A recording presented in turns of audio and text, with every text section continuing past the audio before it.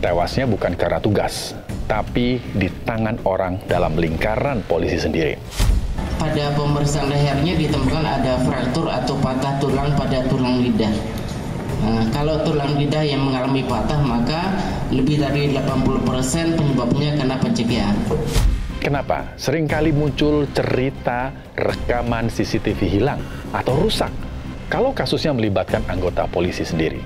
Kami berharap ya, rekaman CCTV itu tetap utuh dan asli, karena ini akan mampu mengungkap terkait dengan misteri kematian Brigadir Nurhadi.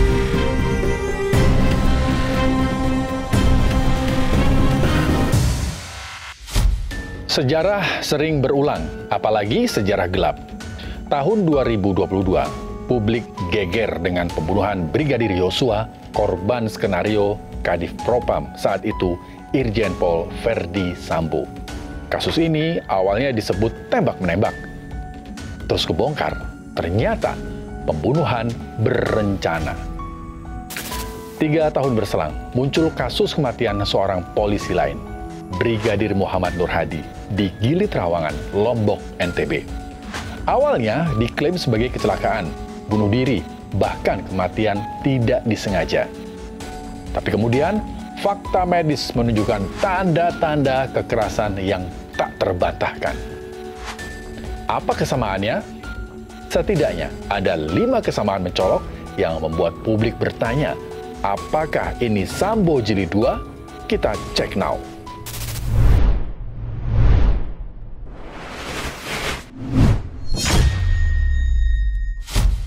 Lima kesamaan kasus Brigadir Yosua dan Brigadir Nurhadi. Pertama, kedua korban sama-sama anggota polisi berpangkat brigadir.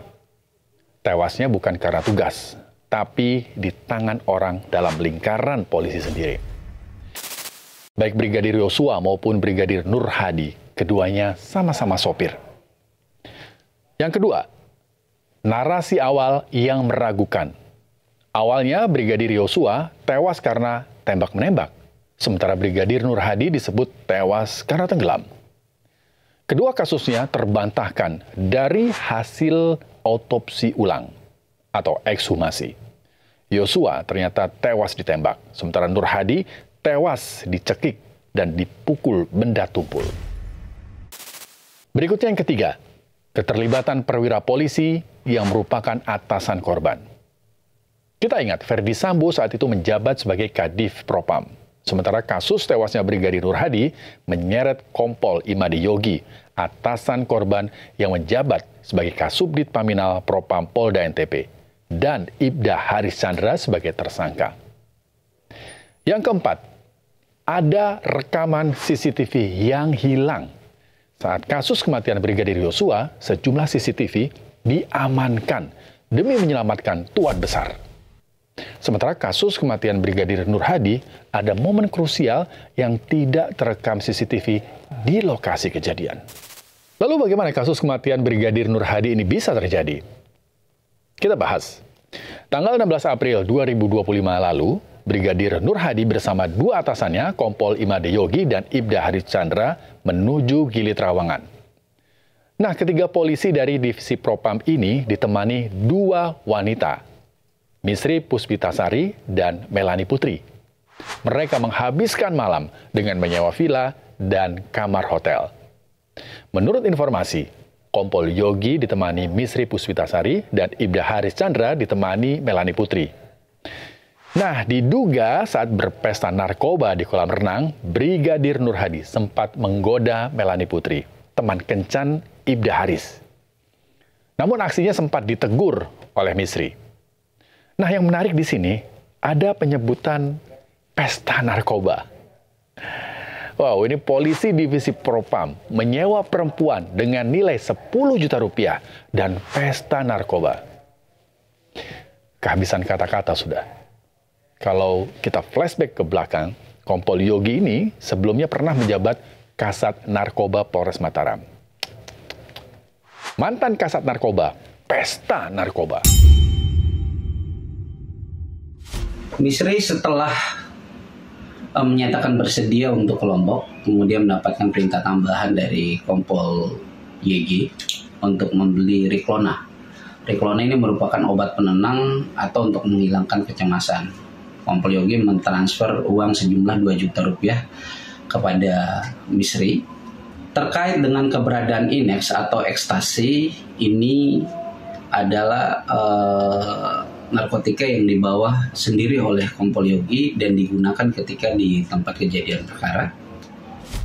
Menurut keterangan Misri, sempat menegur Brigadir Nur Hadi saat berada di kolam renang karena menggoda Melanie Putri.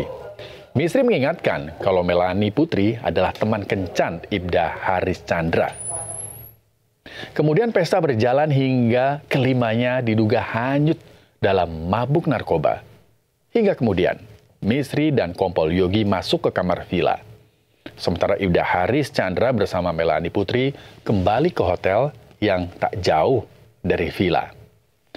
Ada sebuah video berdurasi 7 detik. Video ini merekam Brigadir Nur Hadi berenang sendirian di kolam. Dan ini adalah video terakhir sebelum kemudian korban dinyatakan meninggal dunia. Video ini direkam oleh Misri sekitar pukul 19.55 sebelum korban akhirnya ditemukan meninggal pada pukul 21.00. Nah, dalam rentan waktu itu, ada rekaman CCTV yang diduga hilang.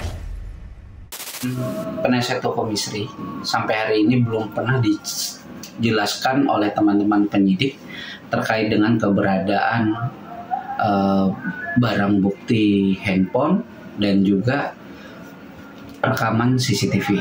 Tapi justru kami mendapatkan informasi dari luar, kami belum tahu ini benar apa tidak, bahwa ketika kejadian terkait dengan rekaman CCTV itu ada permasalahan, cuma kami belum bisa pastikan. Nah, kami berharap ya rekaman CCTV itu tetap utuh dan asli, karena ini akan mampu mengungkap terkait dengan misteri kematian Brigadir Nur Hadi. Menarik, Brigadir Nur Hadi sebelumnya dinyatakan meninggal karena tenggelam. Sama seperti kasus Sambo, pihak keluarga menaruh curiga, hingga kemudian langsung menuntut adanya otopsi ulang. Hasil otopsi ulang menunjukkan pada tubuh Brigadir Nur Hadi terdapat sejumlah luka sebelum akhirnya meninggal. Yang perlu saya beritahukan bahwa yang pertama, luka-luka yang ada pada permukaan tubuh dari jenazah itu merupakan luka-luka antemortem. Luka-luka yang terjadi menjelang kematian dari korban itu. Luka-luka yang terjadi jelang kematian korban. Ini kuat dugaan kalau korban mendapatkan penyiksaan yang mengakibatkan luka-luka sebelum korban kehilangan nyawa. Pertanyaannya, penyiksaan seperti apa yang diterima Brigadir Nur Hadi? Dan siapa yang menyiksa? Apakah ada hubungannya dengan pesta sebelumnya? Kita dengerin keterangan ahli forensik Rumah Sakit Universitas Mataram. Bentuknya banyak, ada luka lecet girus, luka memar, ada luka robek. Distribusinya ada di kepala, ada di tengkuk, kemudian ada di punggung, kemudian juga ada di kaki, terutama di kaki bagian kiri. Kemudian kami lakukan pemeriksaan dalamnya kami temukan ada luka memar atau resapan darah di kepala bagian depan maupun di kepala bagian belakang. Kalau berdasarkan teori, maka kepalanya yang bergerak membentur benda yang diam. Itu yang pertama. Kemudian pada pemeriksaan lehernya ditemukan ada fraktur atau patah tulang pada tulang lidah. Nah, kalau tulang lidah yang mengalami patah, maka lebih dari 80% penyebabnya karena pencekikan. Karena pencekikan, ini menjadi kunci yang semakin menguatkan dugaan sebelum meninggal, Brigadir Nur Hadi mengalami penyiksaan. Sayangnya, meski sudah menetapkan 3 tersangka dalam kasus ini, polisi belum menemukan motif pembunuhan. Berdasarkan, saya sampaikan dari awal, kami berdasarkan dari keterangan hasil ekshumasi, ahli pidana dan ahli poligraf. Kenapa kita bisa memastikan bahwa kita tetapkan tersangka. Kemudian, soal CCTV.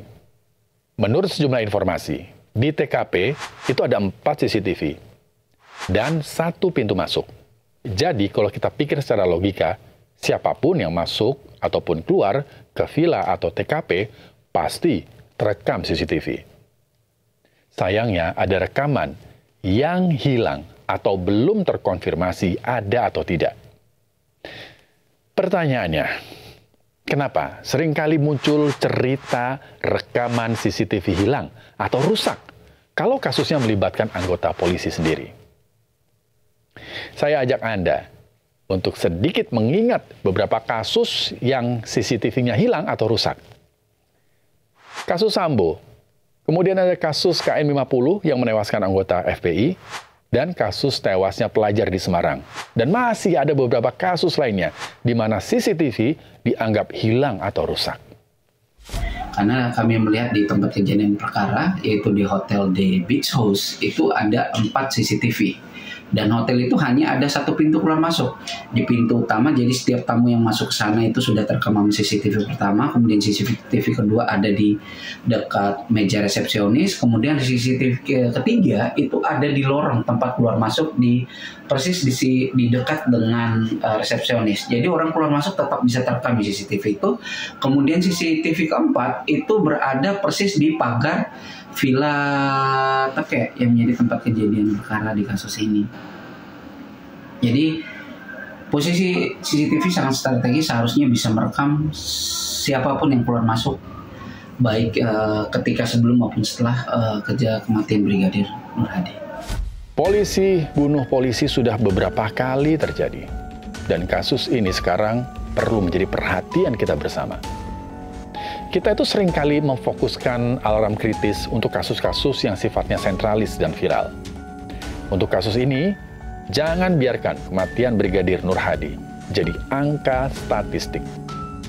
Netizen punya kekuatan. Yuk, bersama-sama kita mengawasi proses hukumnya.